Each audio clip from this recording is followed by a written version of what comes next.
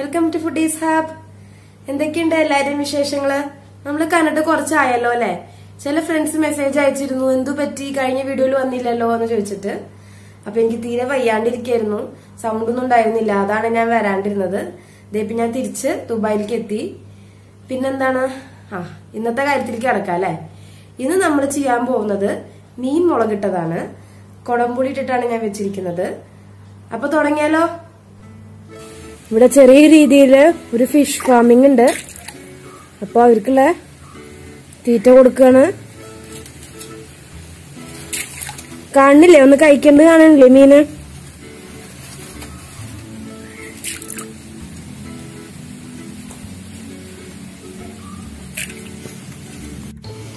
ഞാൻ നേരത്തെ പറഞ്ഞില്ലേ വീട്ടില് ചെറിയ രീതിയിൽ ഫിഷ് ഫാമിംഗ് ഉണ്ടെന്ന്. അപ്പൊ എന്റെ നെക്സ്റ്റ് റെസിപ്പി മീൻ വെച്ചിട്ട് റെസിപ്പിയാണ്. മീൻ കൂട്ടാനാണ് നമ്മൾ ഉണ്ടാക്കാൻ പോകുന്നത്. അപ്പൊ എനിക്ക് ആവശ്യത്തിനായിട്ട് കുറച്ച് മീൻ ഞാൻ ഇവിടെ പിടിച്ചിട്ടുണ്ട്.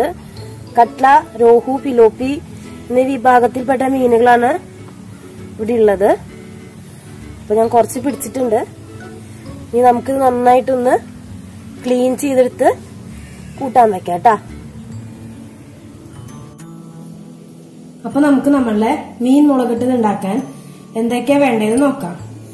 ഇഞ്ചി, ചെറിയുള്ളി, വെളുത്തുള്ളി, കൊടംപുളി, ചൂനമുളക്. കൊടംപുളി തന്നെ ഉപയോഗിക്കാൻ ശ്രമിക്കുക. കോൽപ്പുളി, വാളംപുളി അതൊന്നും ഉപയോഗിക്കരുത്. കാരണം ആ കൊടംപുളിയുടെ ഫ്ലേവർ ഉണ്ടായാലും നമ്മളെ കൂട്ടാനാ കറക്റ്റ് ടേസ്റ്റ് കിട്ടുള്ളൂ. ചെറുള്ളി തന്നെ ഉപയോഗിക്കണം. സബോള ഉപയോഗിച്ച് കഴിഞ്ഞാൽ ഒരു മധുരം വരും നമ്മളെ കറിക്ക്. ചെറുള്ളി ഉപയോഗിച്ച് കഴിഞ്ഞാൽ കറക്റ്റ് ടേസ്റ്റ് കിട്ടുള്ളൂ മീൻ കൂട്ടാന്. പിന്നെ വേണ്ടത് കടുക്, ഉലുവ, കരിവേപ്പില.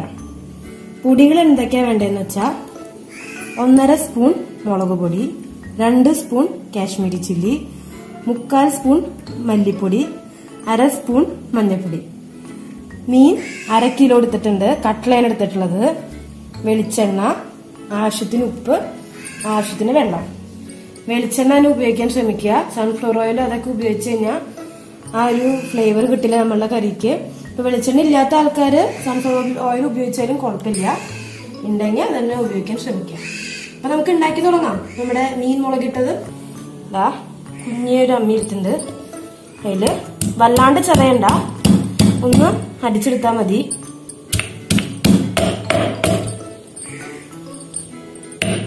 മിക്സിയിലൊന്നിട്ട് അടിക്കാൻ പോകരുത്. മിക്സിയിൽ അടിച്ച് കഴിഞ്ഞാൽ വല്ലാണ്ടായിരിക്കും. വല്ലാണ്ട് കഴിഞ്ഞാൽ അവിടെ കൺസിസ്റ്റൻസി മാറും.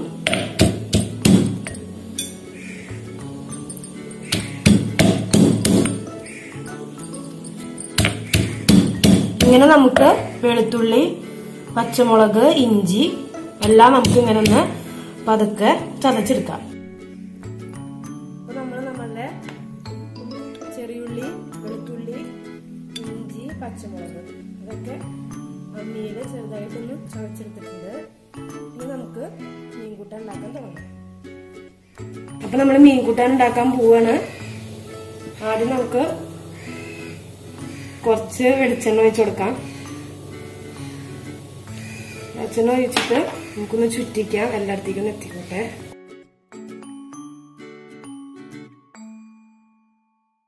നമുക്ക് നമ്മുടെ കടുക്, ഉലുവ, കരിവേപ്പില ഇട്ട് കൊടുക്കാം.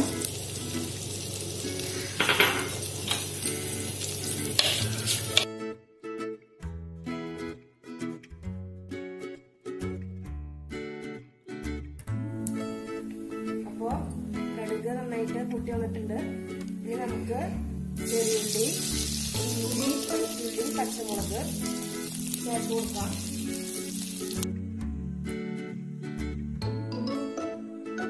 നമുക്ക് ഇതിലേക്ക് കുറച്ച് ഉപ്പ് ചേർത്ത് കൊടുക്കാം.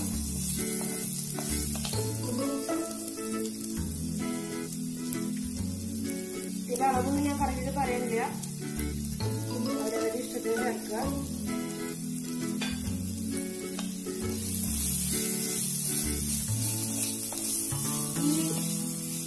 ചെറിയുള്ളി, ഇഞ്ചി, വെളുത്തുള്ളി, പച്ചമുളക് നന്നായി മൂത്ത് വരുന്ന സമയത്ത്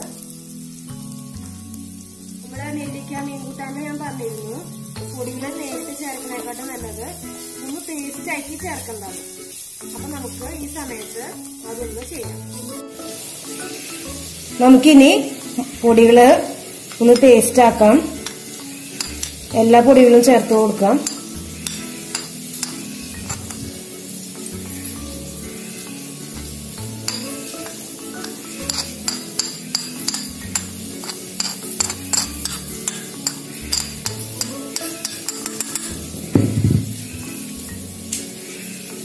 കുറച്ച് വെള്ളം ഒഴിച്ചു കൊടുക്കുക.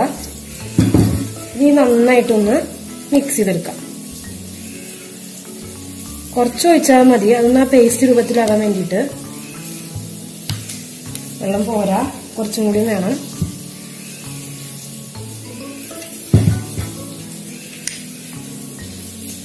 മതി. ഇനി അതൊന്ന് നന്നായി മൂത്ത് വന്നിട്ട് നമുക്ക് ഈ പേസ്റ്റ് അതിലേക്ക് ഒഴിക്കാം.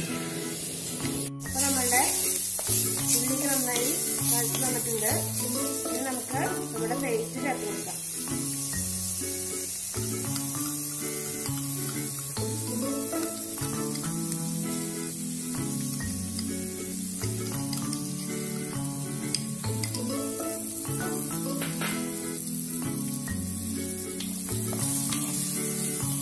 നന്നായി യോജിപ്പിച്ച് കൊടുക്കുക.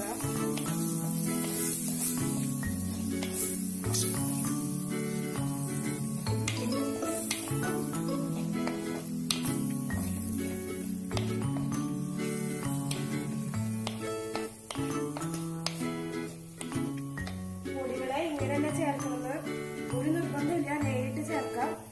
പക്ഷെ ഇങ്ങനെ വെള്ളത്തില് ചേർത്തിട്ട് ആഡ് ചെയ്യുമ്പോ നന്നായി കൊഴുപ്പ് കൂടും.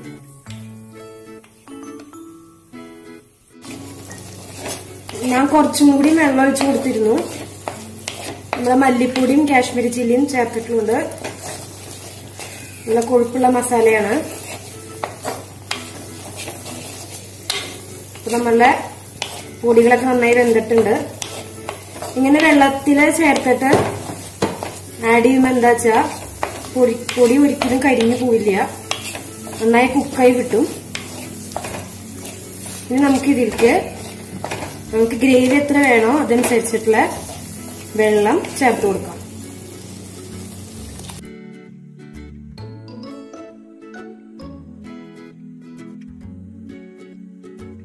പിന്നെ വെള്ളം ചേർത്ത് കൊടുത്തിട്ടുണ്ട് കൂട്ടാനിലേക്ക്. നമ്മൾ ഉപ്പ് വളരെ കുറച്ചേ ചേർത്തിരുന്നുള്ളൂ. നമുക്ക് കുറച്ചും കൂടി ഉപ്പ് ചേർത്ത് കൊടുക്കാം. ഈ സ്റ്റേജിൽ നമുക്ക് നമ്മുടെ കുടംപുളി ചേർത്ത് കൊടുക്കാം. നന്നായി കഴുകി വെച്ചിട്ടുള്ള കുടംപുളിയാണ്, 3 കഷ്ണം ചെറുതാണ് ഇട്ട് കൊടുക്കുന്നുണ്ട് ഞാൻ.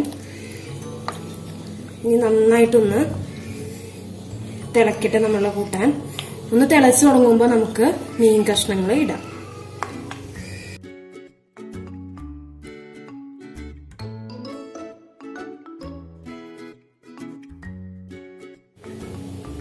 അപ്പൊ നമുക്ക് വാഴയിലൊന്ന് മാറ്റി നോക്കാം. തിള വന്ന് തുടങ്ങിയിട്ടുണ്ട്. നമുക്ക് നമ്മുടെ മീൻ കഷ്ണങ്ങൾ ഇട്ട് കൊടുക്കാം.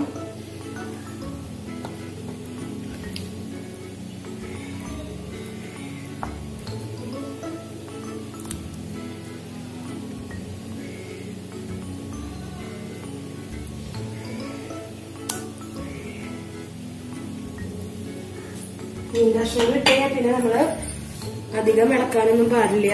നമ്മളുടെ ചട്ടി ഒന്ന് പതുക്കെ തിരിച്ചു കൊടുക്കാനേ പാടുള്ളൂ, അത് ശ്രദ്ധിക്കുക. ഇനി ചാറിലൊന്ന് കടന്നിട്ട് നമ്മളുടെ ഈ മീൻ നന്നായിട്ടൊന്ന് വെന്ത് വന്നോട്ടെ.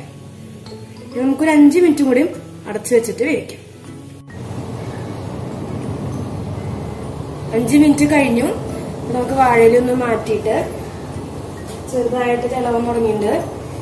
നമ്മള് ചട്ടി ചുറ്റിച്ചെടുക്കാം. ഇൻഡക്ഷന് വെക്കണ പോലെയല്ല, സ്റ്റൗ വെക്കുമ്പോ ചട്ടിയുടെ അറ്റത്തേക്ക് ചൂടുണ്ടാവും.